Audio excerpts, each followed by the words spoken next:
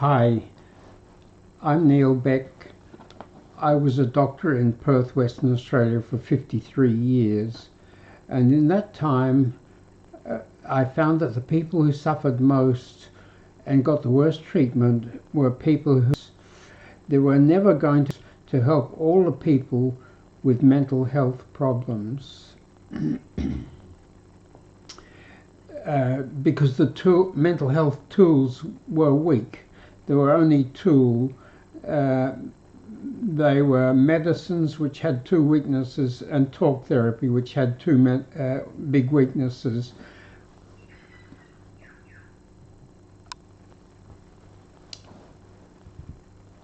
And there were 10 blind spots in mental health. The first was that mental health is not taught in school. The four most important things in your life are mental health, good relationships, high endorphins chemistry, and a strong immune system. And those things should be taught in school. They should be the most important things taught in school, but they're not taught in school. And mental health and addiction problems are family disorders, but people with those problems were treated in isolation, as if they were solo people, when they're really all part of a family and it's a family problem. Mental health problems should be treated as emergencies. The earlier you see someone who develops a mental health problem, the easier it is to help them to get better. It's easier to see what the problem is, what caused it, and to understand what's going to help to fix it. But we don't usually treat mental health problems until problems have caused more problems that have caused more problems, and things are very complicated, and they're 10 or 20 times more work to get them better than if they were treated early as an emergency. And 60 to 65% of our life is habits. 60 to 65% of our life is habits. And how good or bad our life is depends how many good habits we have and how many bad habits we have.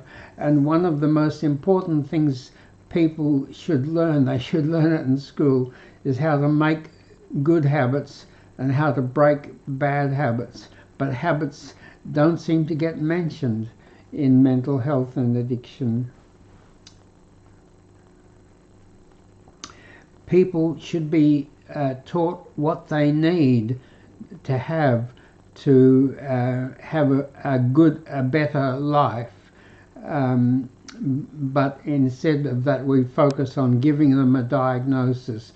You've got this, or you've got that, or you've got something else, when really what we need to do is to tell them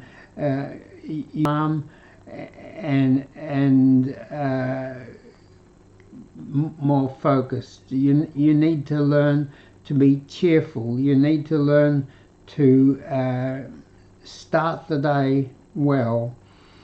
But habits, which are 60 to 65% of our life, are not taught. People are not taught self-help. There'll never be enough mental health and addiction workers to help all the people that need help, so people need to learn to help themselves, and we need to give them tools to help themselves, but we don't.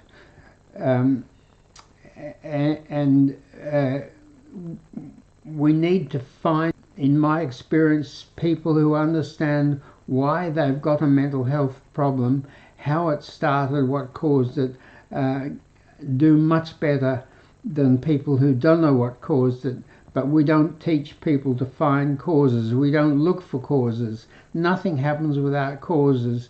And if you find and understand the causes of a mental health problem, you'll do far better than if you don't know what the causes are. transgenerational trauma is very important.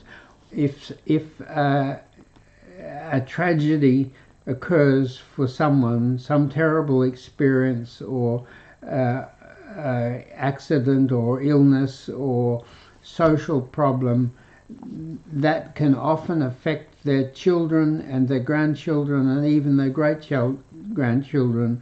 So we should learn to look for big family traumas and to work out the consequences and how to fix them, but we don't even think about transgenerational trauma.